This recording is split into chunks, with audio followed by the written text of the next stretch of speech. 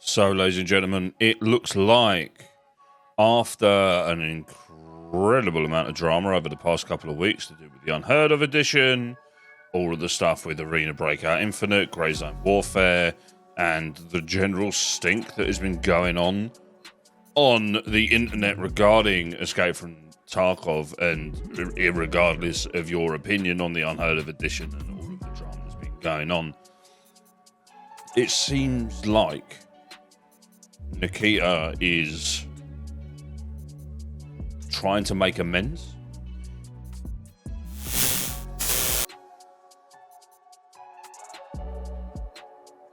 Judging by the information from the last Tarkov TV, where, as far as I'm concerned, Nikita apologised for the screw-up and all of the drama that came from that. And now it seems like he is looking at listening to the community. And the first iteration of that is there is no longer a found in raid status. You are now able to sell anything on the flea market that didn't already have restrictions, which, alongside an awful lot of other balancing changes, I think this is quite an interesting and quite a potentially exciting moment to be playing Escape from Tarkov. So, as an experiment, they've removed found in raid requirement, placing offers on the flea market for PvP and PvE modes. This is closely going to be monitored player feedback during the event and making additional balancing. Adjusting loot balancing on all locations except from streets. Adjusting loot balancing on locations with an increased chance of rare loot spawning in locked rooms. Now, I'm not going to steal the clips or put them on here, but Gingy, for example, has pulled 2 green cards out of 1 marked room unlock. There's been loads of stuff all over Twitter. They've adjusted the inertia strength, base stamina capacity, and overweight limits. So the base inertia strength has been reduced by 20%, increase the overweight limit by 15%, and increasing the base stamina capacity by 15%. And you get more skill points when you're using the gym and the hideout. Increasing the number of AI scav spawns on interchange, adjusted the number of slots on the flea market for all reputation levels.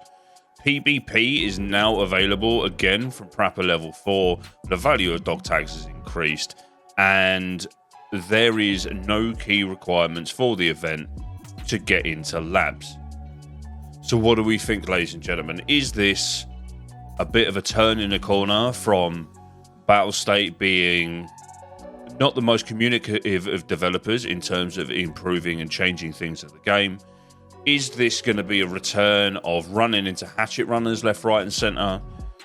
Is this going to slow people down in terms of PvP? Because obviously they're not going to want to lose that gear because they're more likely to get a lot of that stuff looted. Or is this going to increase PvP in those high tier areas?